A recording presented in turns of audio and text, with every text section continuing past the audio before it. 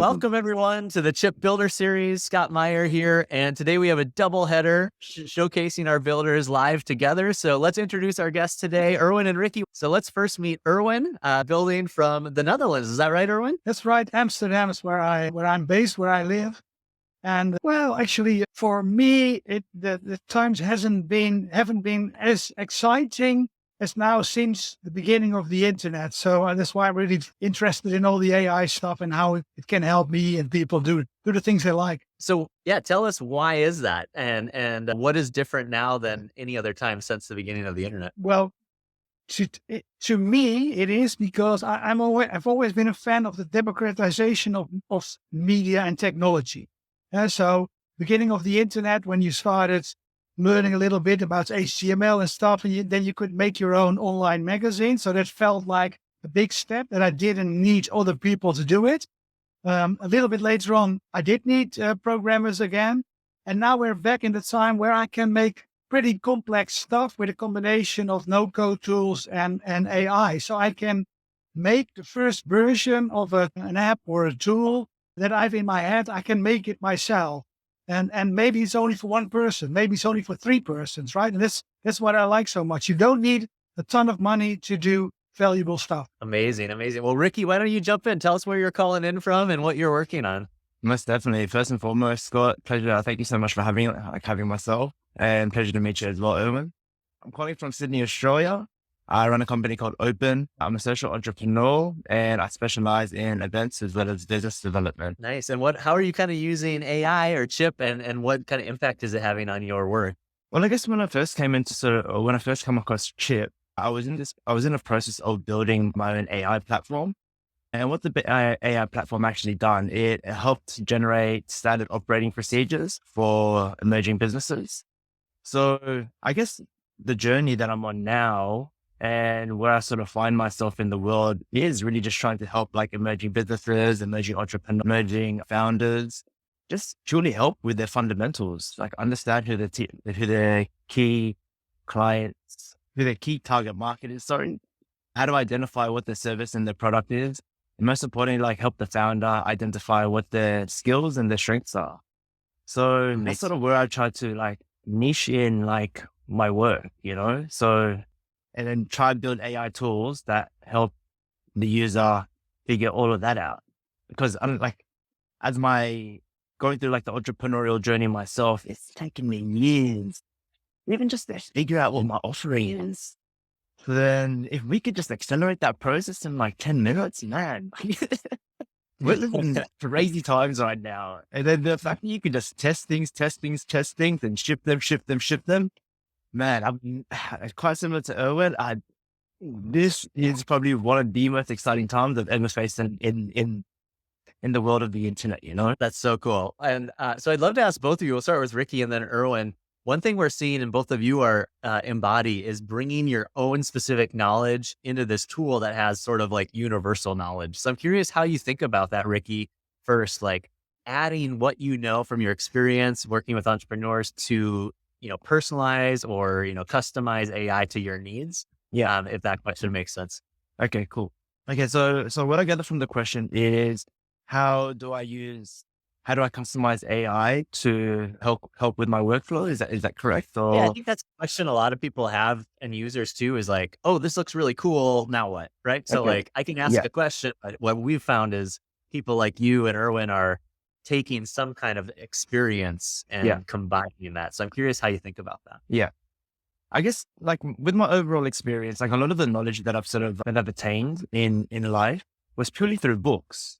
And through reading books, I would pretty much like skim the books, like whether they be personal development, business development, or just anything of that sort, and pull the frameworks out of it.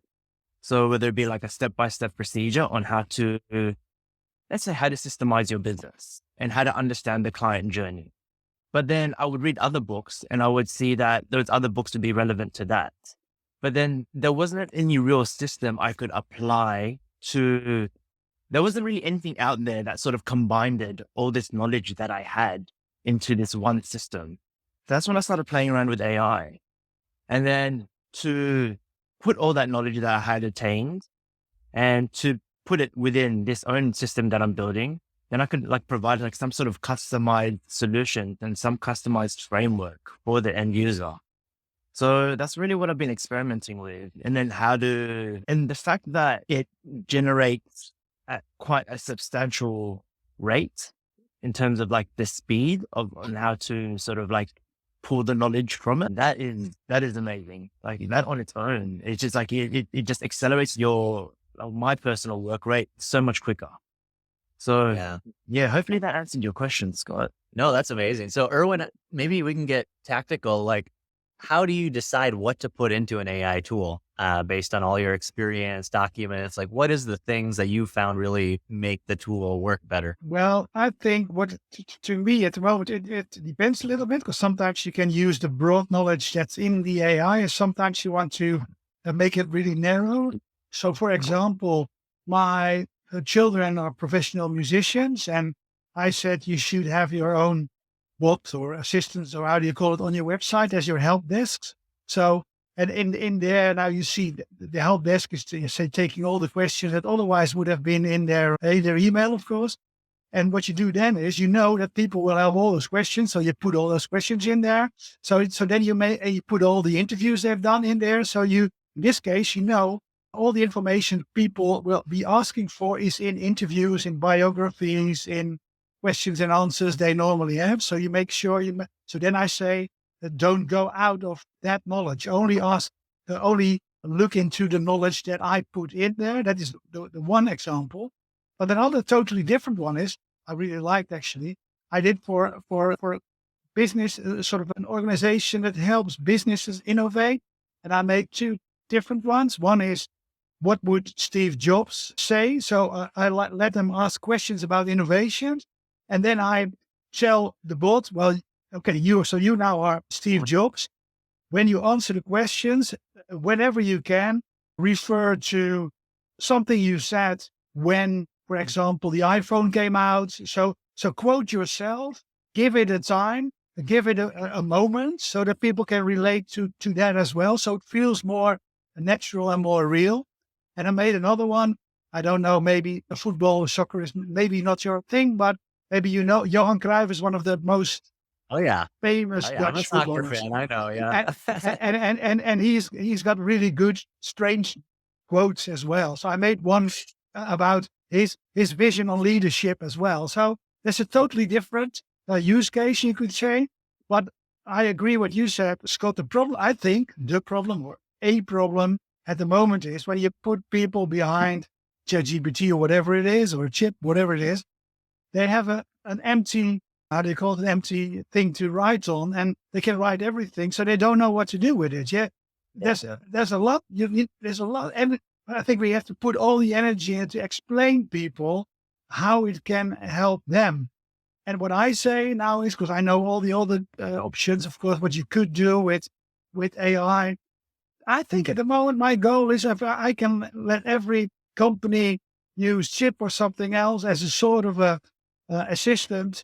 If they have that, then they get into the whole AI stuff, and then they'll get the hang of it, and maybe they'll start thinking, can we do other things as well? I think number one goal is get every company or organization with something like chip that work with that, and that is because it's a really low barrier and can add a lot of value. That's great. Well, Ricky, let's start with you. I love that point of how do you get people started? So if you're going to share one use case for someone who's trying to figure out how to use AI, what would be one that maybe you use personally or in your business that you're like, this one really helps you, be more productive and is not too hard, and it'll kind of be the entry point to getting addicted? Yeah, definitely. Well, I feel like it's always how do you create those aha moments? Right. So that's how I sort of initially like came across it through the AI bot that I built through Chip. That initial aha moment comes from like identifying who your target market is. So that's like the first initial prompt that I've sort of put into sort of my system, so that when the user then generates their target audience or their target market, then they just think, wow, this is exactly who I'm trying to talk to. And then they can understand exactly what their demographics are, what their psychographics are, what their general problems are, what their needs, how to approach them, where they spend most of their media consumption. And then the fact that it's all there, like there, just in front of them. And that was generated within seconds. And then people pay marketing companies thousands of dollars just to figure this stuff out. That's the aha moment. So it's for me, it's about just generating those bits of like, oh wow, this is crazy. I can't believe this has been. But but then it comes back to what I was saying earlier. Like it's just all frameworks. They just have to follow a step-by-step procedure, and they just have to be guided into the process. So the moment that they're guided into the process, they come out with like a specific end result. But then again, like you were saying, Erwin, like earlier, like it's like, if it's a blank screen, where do they start? What's the end? Like, what's the end point? Like, well, like, what are they really getting from this AI chatbot? But then I feel like there has to be an end intention in like, why is the AI bot created? You know? And then like, where are we guiding the users toward? Like, what are they getting out of interacting with this AI bot? So that's how I approach it anyway. It's really just inducing like those moments of like, aha. So yeah, like that's me. That's awesome. And Erwin, you already told us a little bit about the power of time travel, which I think is such a fun use of AI, traveling back to the iPhone, traveling back to the 1970s total football or whatever. So what is one way when people are like, maybe even your children, you're trying to get them into AI? What's the aha moment that you like to help people experience? Well, of course, you always try to look at the sort of job or what they are doing. And that can be, for example, I'm giving people that work in venues and music venues and music festivals a course now, a 5-day course. And so then I want to show them how bad their own website is to find something, how difficult it is to find something. And then so make sure I put in as much information as I can from their website in the AI bot. And especially, I then show them that you then don't have to ask the literal questions. You don't have to ask for the heavy metal or for hip hop. But if you ask something else that is in the same vein and it understands you, I think that is to me a big aha moment. Or I did the same thing for people, say internally. Say normally you have to find somewhere about, say, sick days, sick leave, whatever it's called. But with an AI bot, you say, I don't feel so well today. The AI bot understands that it's related to sickness and to days, etc. So those are moments that feels really like, say, a human that understands the other person and what he or she is looking for. So that is a really strong one. And the other one I really like myself, because I'm a journalist, is I think the example is maybe nice because we're all finding out ourselves, to be honest, right? Yeah. So you start with something and then you think, hey, maybe it could do this as well. And this is a nice example of it. So what I did was I built a so-called podcast assistant, and it's for the people making a podcast. What I do is I put in the transcript of the whole podcast with time codes. And then I ask, and then it helps the journalist, say, making edits or finding the best quotes. Or so when you ask, give me 3 quotes, the best 3 quotes around this subject, you get the 3 quotes plus the time code. So it makes it really easy to then edit it in your editing software, because so you win hours. But then I thought today, so I had 3 interviews in there. And I thought, okay, all those things work really nice. Then I ask it to make a headline and a description and find 5 quotes for in Spotify or whatever it is. But then today I thought was, hey, if I now analyze the interviewer, characterize the interviewer, tell me what his strengths are and his weaknesses and how he can improve on his own interviews. And I was really flabbergasted because it was so good, because it gave really valuable information. And then I sent it to him and he was really impressed as well. So what you have to do, of course, is I try to work in the fields that I understand. So I understand music really well. I understand journalism really well. I understand business, I understand, and sports. Those are the fields. So I speak the language, so to say. And that's why I can then easier think in their minds, well, what would they need? What would help them? Yeah. Oh, that's amazing. I love that idea of focusing on what you know and then like empowering it with AI. So, Ricky, to wrap up, a lot of people watching this are trying to figure out if they should get involved or build in AI. So, what would you tell someone who's a potential builder? Like, what's the encouragement that you might give them? Start the journey. Like you never know what's gonna come from that unless you start. And a suitable starting spot would to be to jump onto Chip AI and build your own chatbot. Yeah, I like that. Yeah, yeah, that's great. Erwin, what would you tell someone who's looky loo thinking about building? Yeah, well, to be honest, but maybe it's because that's the way I am myself. But I think especially now, because you hear so much about AI and the bad things are true as well. The good things are true as well. But the only way to find out is to do it yourself. Then you find out what works, what doesn't work, what works for you. And maybe you find out, okay, this sort of technology is not good enough now, but you only find out by doing it. And I try a lot of tools. So Chip is not the only, I've tried it and what I like about Chip so much is the simpleness, and what I like a lot is your positioning. But the simpleness is maybe the most important thing, because I know quite complex ones as well, and I can work with them. But I want other people to use it, and when so you could say if I want to build stuff for other people, I could maybe make the more complex one and make it because it's so complex, make it more expensive or whatever. But I want other people to start working with it themselves, and then something like Chip is the best one, I think, because it's simpleness. So to you, keep it simple. I love that. That's our North Star is ease. I love hearing you say that. Well, before we jump off, you guys had some great descriptions of your tools. You maybe saw we're launching a marketplace where we're helping people find your chip chats. I can probably use what you said already, but if you want to right now, happy to have you give like a 20 to 30-second commercial for potential users. So if you wanted to say, I'm Ricky, I built the SOP, it does this, click to start chatting, I would put that video with it and we could feature your chip chat. So is that one that you would want other people to use, Ricky, from that come to our website? Yeah, 100%.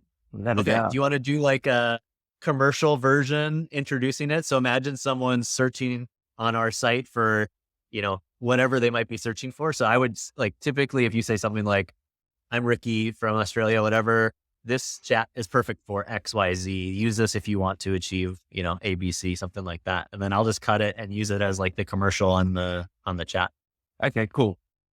Yeah. So whenever you're ready, hit it. Do you mind if could I have a couple goes? If the Yeah, case? do a couple goes. If you want a screen share, you can. You can also just talk about it, whatever you want. Okay, cool. I'll just go. I'll just talk about it. Yeah. All right, sweet. Just start. Yeah, whenever you're ready. Okay, cool. Hey guys, it's Ricky here from Sydney, Australia. The chatbot that you're about to use now is perfect for any emerging founders and emerging entrepreneurs, even emerging artists that want to sort of develop their business fundamentals. So if you're curious and you want to start, click on wherever it is. And yeah, let me know how you go. Thank you so much for using the product. Perfect. That's awesome, Ricky. Yeah. I don't think you need another one unless you want to, but that's I'll not leave it at that. good. Well, No, any final and words, what Erwin and Ricky, before we close? Yeah. Now, what I'm looking forward to is, because I like to build, I've done that myself I use a no-code tool called Glide. Is where I build apps in. And in Glide, there's a little bit of AI as well. And I built there one app that I call an AI music dream team. So what I have is like different personas, and I would like to build a collection in Chip as well. So then you have the manager, you have the music lawyer, you have the tour manager, and artists can ask all questions about a certain topic. So it's like you're a starting musician, you're young and you don't have an expensive team around you, but thanks to AI, you've got a whole team of specialists that can answer all your questions. So, and I think in the future when the collections are there, and then I can have like 6 or 8 chips that together can help every artist with all the questions they have. Well, great to have you both. Really appreciate